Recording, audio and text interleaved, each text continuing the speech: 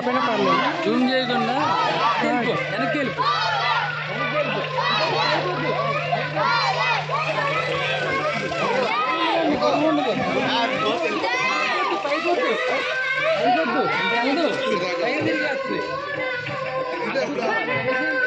Hi చెప్పండి, hi చెప్పండి.